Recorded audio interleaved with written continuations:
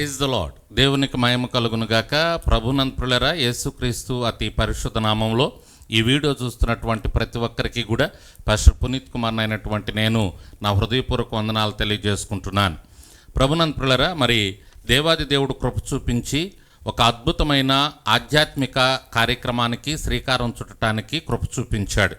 ప్రభునంతులరా, అదేంటి అంటే పరిశుద్ధ గ్రంథాన్ని మనం చదువుతున్నప్పుడు పరిశుద్ధ గ్రంథంలో ఎన్నో ప్రశ్నలు, ఎన్నో సందేహాలు మనకి కనపడుతూ ఉంటాయి. వాటన్నిటికీ మనకు జవాబు దొరక్క చాలాసార్లు మనం ఎతుకుతూ చాలా కష్టపడుతూ ఉంటాం. అయితే దేవాది దేవుడు ఆయా సమయాల్లో కొంతమంది భక్తులను తీసుకొని వారికి తన జ్ఞానాన్నిచ్చి, తన కృపనిచ్చి, వారి ద్వారా అనేకమైన సందేహాలకు సమాధానాలు మనకు తెలియచేస్తూ ఉంటాడు. అందులో భాగంగానే ప్రస్తుతం మరి దైవజనులు రెవరెండ్ డాక్టర్ కొండవీటి బాబురావు గారు మరి పరిశుద్ధాత్మ ప్రేరేపణలో అద్భుతమైనటువంటి ఈ సందేహాలకు సమాధానాలు దేవుని ద్వారా పొందుకొని మనకు అందించడానికి సిద్ధంగా ఉన్నారు. దేవునికి మహిమ కలుగునుగాక. ఆత్మీయమైన ప్రశ్న, దైవీకమైన జవాబు అనేటటువంటి కార్యక్రమంతో ఆ విధంగా మీ ముందుకు వస్తూ ఉన్నా.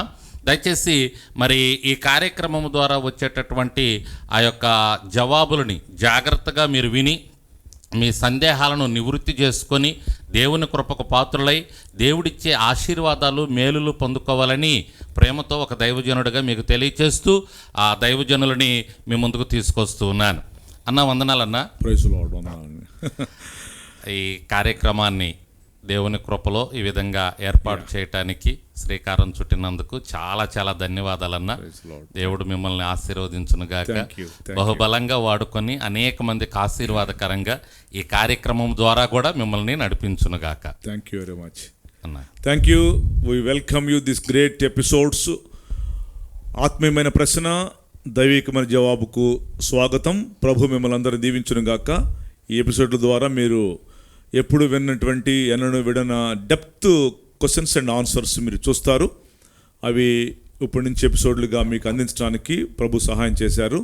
చాలా విషయాలు మీరు నేర్చుకుంటారు. నాకు తెలుసు, తెలుగు 2 రాష్ట్రాలే కాదు, ఇండియా లెవెల్లో ప్రపంచంలో తెలుగు ప్రజలు ఎక్కడ సెటిల్ అయ్యారో అక్కడంతా ఇవి వెళ్ళటం it's a blessing to the people. God will bless this questions in days to come and years to come. Thank you అన్న. తప్పకుండా మరి పరిశుద్ధాత్మ ప్రేరేపణలో ఈ కార్యక్రమం జరిగిస్తూ ముందుకు వెళుతున్నాం కాబట్టి అనేక మందికి తప్పక ఆశీర్వాదకరంగా ఉంటుంది, అనేక మంది దీవించబడతారన్న. అన్న, మొట్టమొదటిగా చాలా చాలా ప్రాముఖ్యమైనటువంటి ప్రశ్న అనేది తెలుగు రాష్ట్రాల్లో తెలుగు ప్రజలే కాకుండా ఇంకా అనేక మందికి ఈ ప్రశ్నగానే మిగిలిపోతూ ఉంది, సరైన జవాబు దొరక్క. కాబట్టి ఈ ప్రశ్నకి మీరు జవాబు ఇవ్వాలని ప్రేమతో కోరుకుంటున్నానన్న. అదేంటి అంటే, దేవుడు ఒక్కరా లేక ముగ్గురా? ఓకే. అంటే కొంతమంది యేసే దేవుడు అంటూ, కొంతమంది పరిశుద్ధాత్మ దేవుడు అంటూ, కొంతమంది యెహోవాయే దేవుడు అంటూ, ఇలా ఉన్న పరిస్థితుల్లో అసలుకి దేవుడు ఏంటి? ఏకత్వమా లేక బహుళత్వమా ఏంటి అనేది దీని గురించి మీకు మంచి క్వశ్చన్. ఈ క్వశ్చన్తో మనం స్టార్ట్ చేయటం కూడా బ్లెస్సింగ్. ఈ క్వశ్చన్ చాలా కాంట్రడిక్షన్గా ఉంది, చాలా చాలా. ఈవెన్ ముస్లిమ్స్ కూడాను దీని గురించి చాలా వివాదం రేపారు. ఆ తర్వాత దీన్ని హైందవ సహోదరులు దీనికి కాపీ కొట్టారు. ఇప్పుడు ఎట్లా దీనికి క్వశ్చన్కి ఆన్సర్ అంటే, దీని మూలాన మన క్రైస్తవ బిడ్డల్లో కూడా దీని గురించి చాలా పెద్ద ఫైటింగ్ చేసుకున్నారు, డిబేట్లు వేశారు, కాంట్రడిక్షన్ క్వశ్చన్గా తీసుకొచ్చారు. మరి ఎందుకు దీన్ని కాంట్రడిక్షన్ చేశారో తెలియదు. కానీ అంటే కొంత కన్ఫ్యూజన్గా కూడా ఉన్నట్టుగా కూడా బైబిల్ ఉందలేండి కొంత. దాన్ని ఇప్పుడు మనం క్లారిటీ చేయబోతున్నాం. ఇప్పుడు సో దేవుడు ఒక్కడా ముగ్గురా? ఈ ఒక్కడా ముగ్గురా అనేటువంటి పాయింట్ మనము చూడాల్సి వచ్చినప్పుడు బైబిల్ గ్రంథంలో నుంచి కొన్ని విషయాలు మనము చూడాలి. యేసు ప్రభు నీళ్లలో బాప్తిసం తీసుకుంటున్నారు. పరిశుద్ధాత్మ భుజం మీద వచ్చి వాలింది. మేఘాల్లో నుంచి తండ్రి మాట్లాడుతున్నాడు, ఈయన ప్రియకుమారుడు, ఈయన యందు నేను ఆనందించుచున్నానని. నీళ్ళల్లో కుమారుడున్నాడు. భుజాల మీద పరిశుద్ధాత్మ పావుర రూపంలో వాలింది. మేఘాల్లో నుంచి దేవుడు మాట్లాడుతున్నాడు. అంటే ముగ్గురు, కుమారుడు నీళ్ళల్లో, పరిశుద్ధాత్మ భుజాల మీద, తండ్రి మేఘాల్లో. At one place 3 presentation. ఒకటే స్థలములో ఒకటే టైంలో ముగ్గురు ప్రజెంటేషను. ముగ్గురు దేవుళ్ళ ఒకటే స్థలములో ఒకటే టైంలో ముగ్గురు కనపడుతున్నారు. ఇక్కడ ముగ్గురు కనపడుతున్నారు. ఈ ముగ్గురు కనపడుతున్నప్పుడు ఈ ముగ్గురు దేవుళ్ళు అని చెప్తావా? మరి దేవుళ్ళు ముగ్గురా ఒకళ్ళ? త్రియేక దేవుడు అని అంటున్నారు చాలామంది పాస్టర్లు, వాడుతుంటారు దీన్ని. త్రియేక దేవుడు బైబిల్లో ఎక్కడా లేదు, అసలు ఆ పదమే బైబిల్లో లేదు. నెక్స్ట్, ఇప్పుడు మనం ఏం చూస్తామంటే ఆ మత్తయి 28:19లో తండ్రి యొక్కయు కుమారుని యొక్కయు పరిశుద్ధాత్మ యొక్కయు నామములోనికి బాప్తిస్మం అన్నాడు. మీరు గమనించారు ఈ పాయింట్ అక్కడ. తండ్రి యొక్కయు కుమారుని యొక్కయు పరిశుద్ధాత్మ యొక్కయు నామములోనికి అన్నాడు. అట్లా వాడేంటి, అక్కడ ఫ్లోరల్ చెప్పాడు, మళ్ళీ సింగులర్ మాట్లాడుతున్నాడు. మీరు గమనించారా? పునీత్ కుమార్ గారు, కొండవీటి బాబురావు గారు, మిట్టు గారు, మేము ముగ్గురు కూర్చున్నాం ఇక్కడ అనుకుందాం. పునీత్ కుమార్ గారు, కొండవీటి బాబురావు గారు, మిట్టు గారు కూర్చున్నాడు అంటారా? కూర్చున్నారు అంటారా? ముగ్గురు ఉన్నాం కాబట్టి కూర్చున్నారు అంటారు, కూర్చున్నాడు అనరు. ఇక్కడేంటి, తండ్రి యొక్కయు కుమారుని యొక్కయు పరిశుద్ధాత్మ యొక్కయు అని చెప్పి మూడు నామములోనికి అంటాడు. మళ్ళీ singular. He says plural, again he says singular. తండ్రి యొక్కయు కుమారుని యొక్కయు పరిశుద్ధాత్మ యొక్కయు నామములోనికి అన్నాడు. నామములోనికి ఒక్కడే దేవుడు, ఒక్కడే. ఇప్పుడు మనం బైబిల్ని చూస్తామన్నా. బైబిల్ ఇస్తున్న క్లారిఫికేషన్ ఏంటంటే, ఇప్పుడు ఫ్లోరల్ చూస్తాం మనం. ఫ్లోరల్ మీకు జ్ఞాపకం చేస్తున్నాం. ఆదికాండం 1:26 ఏమంటాయంటే మన పోలిక చొప్పున మన స్వరూపమందు అంటున్నాడు. ఇక్కడ మన పోలిక చొప్పున మన స్వరూపం ఏంటి? So he says plural, plural.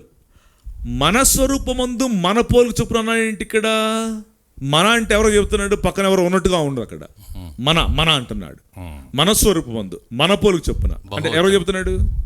Somebody is there behind or side of God. ఎవరో పక్కన ఎవరో ఉన్నారు. మన స్వరూపమందు మన పోలిక చొప్పున అంటున్నాడు. మన ఫ్లూరల్. నెక్స్ట్, ఆదికాండం 3:22 ఏమంటాయంటే ఆదాము మనలో ఒకడి వంటి వాడాయను అంటాడు. ఇక్కడ ఆదాము మనలో ఒకటి వంటి వాడాయని ఎవరు చెప్తున్నాడు? ఈయన మనలో ఒకటి వంటి వాడాయనంటే పక్కన ఎవరో ఒక చెప్తున్నట్టుగా ఉంది ఒకళ్ళకి. హూ ఈజ్ మన? మమ్రే దగ్గరికి ముగ్గురు వచ్చినట్టుగా చూస్తాం మనం. మమ్రే దగ్గరికి. తర్వాత బాబేలు గోపురం కట్టినప్పుడు మనుషుడు కట్టిన బాబేలు గోపురాన్ని మనము దిగి వెళ్ళి చూద్దాం అంటున్నాడు. మనము plural. It's a plural. Plural. ఎవరు ఈ మన అనేటువంటిది మనము ఆలోచించాల. యెషయా 6:8 కూడా అంటాడు, మన నిమిత్తము ఎవడు పోవును అంటున్నాడు. మన ఎవరి ఈ మన అనేటువంటిది మనం ఆలోచించాల. సో మన పోలిక చొప్పున మనలో ఒకటి వంటి వాడాయను. ఇది ఫ్లూరల్గా ఇక్కడ మనకు కనబడుతుంది. మన అన్న ఏంటి అంటే దేవుడు ఒకడా ముగ్గురా ఇద్దరా? మన పోలిక చొప్పున మనము దిగి వెళ్ళి మన పోలిక చొప్పున అంటున్నాడు ఇక్కడ. ఎవరి మన? ఫ్లూరల్ అంటే ఎవరో పక్కన ఉన్నట్టుగా చెప్తున్నారు ఇక్కడ.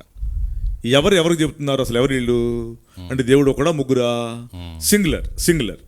28:19 మత్తయి సువార్త చూసామంగా. ఏమన్నాడు అక్కడ? తండ్రి యొక్క కుమారుని యొక్క పరిశుద్ధాత్మ యొక్క నామములోనికి అన్నాడు. అక్కడ సింగులర్ వాడాడు. అక్కడ ఇంకేమంటాయంటే నా మహత్కార్యములు అంటాడు. సింగులర్. ఇట్లాంటి చాలా ఉన్నాయి. అది ఫ్లూరల్, ఇది సింగులర్. దేవుడు కూడా ముగ్గురా. ఇప్పుడు వస్తున్నాం అన్నమాట. దీనికి ఆన్సర్ తెలుసుకోవాలంటే అన్న మనము we went to Hebrew language, ఆదిమ భాషలోకి వెళ్ళాలి. ఆదిమ భాషలోకి ఎందుకు వెళ్తామండి అంటారు కొంతమంది. వెళ్ళకూడదా? అసలు అక్కడ అదే కదా, ఫస్ట్ అదే కదా. నువ్వు దాంట్లోంచి కాపీ కొట్టుకున్నావుగా. మన తెలుగు బైబిల్లో స్టార్టింగ్లో ఉంటుంది ఆదిమ హిబ్రూ గ్రీకు భాషలోంచి భాషాంతరం చేయబడింది. మరి దాంట్లోకి తెచ్చుకున్నదేగా, మరి ఎందుకు వెళ్ళకూడదు? కాబట్టి హీబ్రూలో 2 పదాలు ఉన్నాయి. ఒకటి యాకీద్. యాకీద్ అంటే అర్థం ఏంటంటే ఏకత్వమే ఉన్న ఒకటి. యాకీద్ ఏకత్వమే ఉన్న ఒకటి. 2 యకాద్. యకాద్ అంటే బహుళత్వం ఉన్న ఏకత్వము. యాకీద్ అంటే అర్థం ఏంటంటే ఏకత్వమేమన్నా ఒకటి. ఎకాత్ అంటే అర్థం ఏంటంటే బహుళత్వం ఉన్న ఏకత్వం. ఓకే. మన దేవుడు బహుళత్వం ఉన్న ఏకత్వము. ఎకాత్. Our God is in Hebrew ఎకాత్. ఎకాత్ అంటే బహుళత్వము. తండ్రి, కుమారుడు, పరిశుద్ధాత్మ. డ్వెల్లింగ్, బహుళత్వము. ఈ బహుళత్వముగా ఉన్నటువంటి దేవుడు బహుళత్వంగా ఉన్నాడు. ఈయన బహుళత్వంలో ఉన్నాడు. ఈయన కానీ ఒకడే దేవుడు. మనుషుల మేలు కొరకు వివిధ కాలాల్లో వివిధ రకాలుగా కనపడ్డాడు. అంతే. ఇప్పుడు జరిగించటం కోసం ఇప్పుడు దేవుడు ఒక్కడే, దేవునికి నరులకు మధ్యవర్తి కూడా ఒక్కడే. దేవుడు ఒక్కడే, 16 మంది ఉండరు. కానీ మన దేవుడు ఎకాత్, బహుళత్వం ఉంది ఈయనలో. బహుళత్వం అంటే తండ్రి, కుమారుడు, పరిశుద్ధాత్ముడు మనుషుల మేలు కొరకు 3 రకాలు కనపడ్డాడు. 3 తత్వాలు అనొచ్చు. 3 కనపడ్డాడు. 3 తత్వాలు.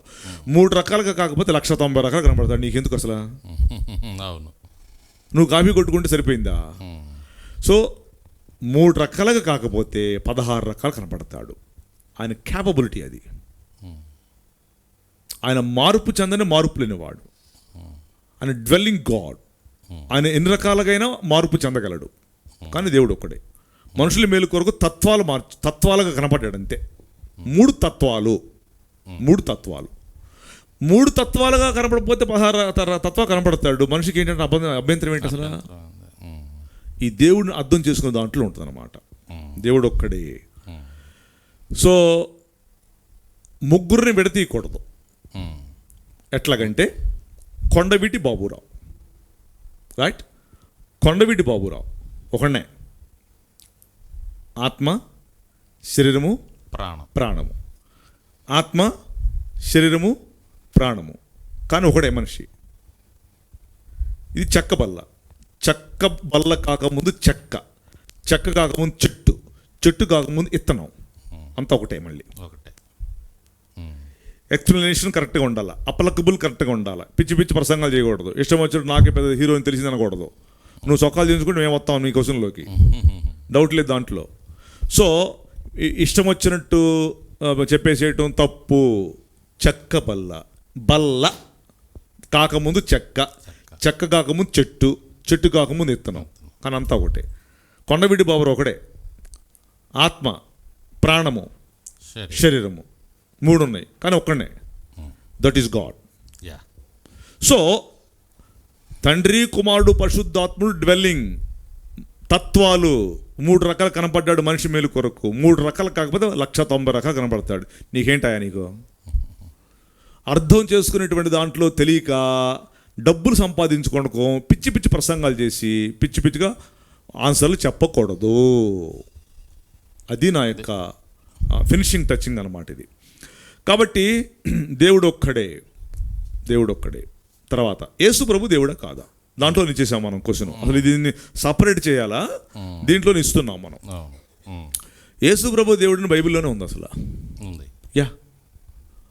ఆశ్చర్యకరుడు, ఆలోచనకర్త, బలవంతుడైన దేవుడు. బలవంతుడైన క్రీస్తు, బలవంతుడైన కుమారుడు లేదు అక్కడ.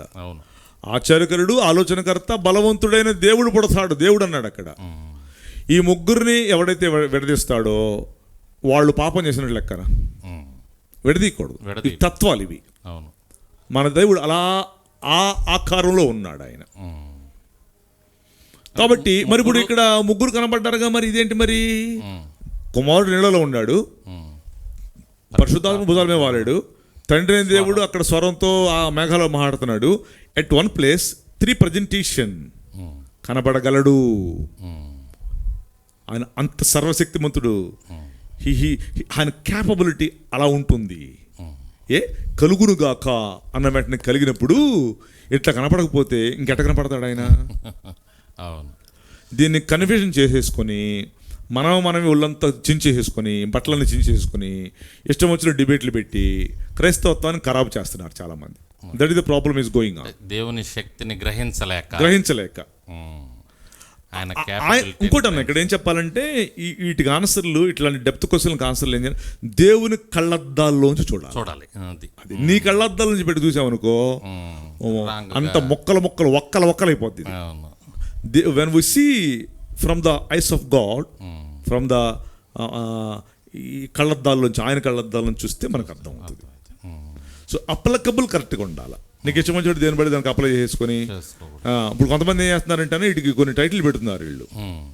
యేసు ప్రభు మగ్దలేనే మరియతో అక్రమ సంబంధం అని టైటిల్ పెట్టారనుకోండి, ఏది ఈ తమ్మునేలు ముందు జనాలు వెళ్ళిపోతారు లోపలికి. చూస్తారు.